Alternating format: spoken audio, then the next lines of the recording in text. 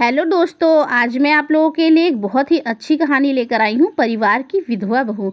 Hello छोटी बहू, मैं खेतों का बटाईदार बोल रहा हूँ। बड़े भैया ने खेतों के लिए पानी देने से मना कर दिया है।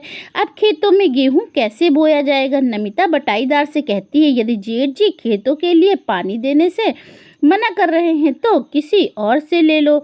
नहीं, कोई और भी देने को तैयार नहीं है, क्योंकि वह सब भी उनके उठने बैठने वाले हैं। और बहू रानी, मैं इंजन के खर्चे का खर्चा नहीं दे पाऊंगा। तब नमिता बटाईदार से कहती है, आप एक बार प्रयास कर कर देखो, नहीं तो अपने खेतों में किसी प्रकार ट्यूबवेल लगवा दिया जाएगा। नमिता के जेठ जी तो कई खेतों के लिए पानी देते हैं, लेकिन मेरे ही खेतों के लिए मना कर दिया। नमिता के पति को करीब 2 साल पहले ही स्वर्गवास हो गया था।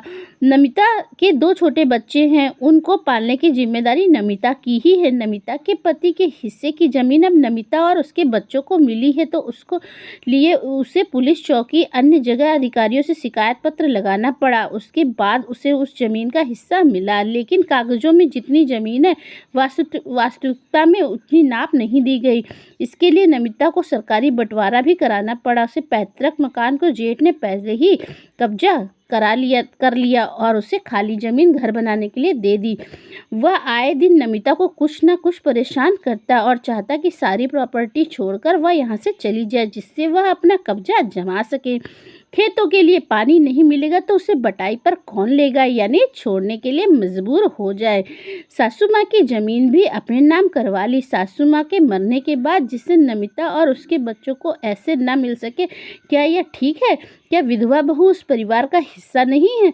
नमिता इस जमीन को कैसे छोड़ दे? और क्योंकि सास ने उसका और उसके बच्चों का हक जो मारा है, उसके लिए वह न्यायालय की शरण में गई। इस जमीन से तो उसके बच्चों का भरण पोषण हो रहा है। नमिता उस घर में ब्याह कर गई थी, कोई भगा कर नहीं ले गया था। तो अपना और अपने बच्चों का हक कैसे छोड़े और क्यों छोड़े? नमिता इस जमीन को क्यों बेचे? यह उसके पति और उसके बच्चों के लिए विरासत है। नमिता अपने पिता के घर रहती है। अगर परिवार वालों का विधवा बहू के लिए आचरण सही नहीं होगा तो नमिता अपने ससुराल में ही रहती। एक पढ़ी लिखी उच्च शिक्षित होने के कारण अपने हक की लड़ाई लड़ रही है। नमिता के बच्चे बहुत छोटे छोटे हैं, जो उसे एक पल के लिए भी छोड़ना नहीं चाहते हैं। उसे संभालने के लिए किस प्रकार उसे अपने बच्चों के हक की लड़ाई लड़ रही होगी, सहज ही अंदाजा लगाया जा सकता है।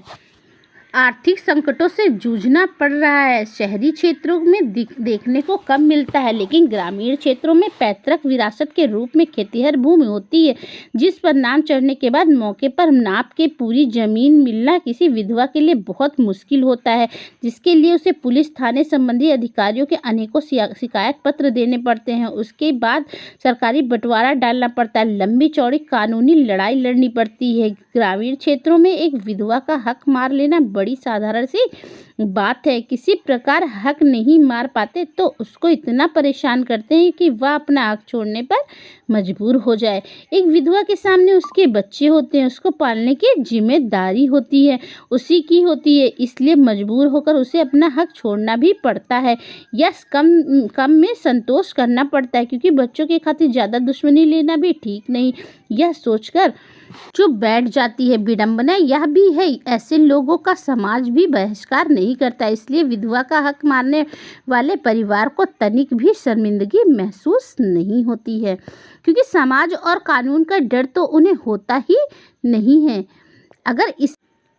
अगर कहीं ऐसा हो रहा हो तो हम सब लोगों की जिम्मेदारी है कि उनका सामाजिक बहिष्कार जरूर करें, जिससे थोड़े बहुत सुधार की गुंजाइश हो सके। हिंद, जय भारत। दोस्तों, इस वीडियो को लेकर आपकी क्या राय है, हमें कमेंट बॉक्स में बताना ना भूलें, और इसी तरह की अच्छी वीडियोस के लिए हमारे चैनल पर बने रहें। चैनल को सब्सक्राइब करें, ज़्यादा से ज़्यादा लोगों तक शेयर करें। तब तक के लिए बाय बाय। फिर मिलते हैं एक नई और अच्छी कहानी के साथ।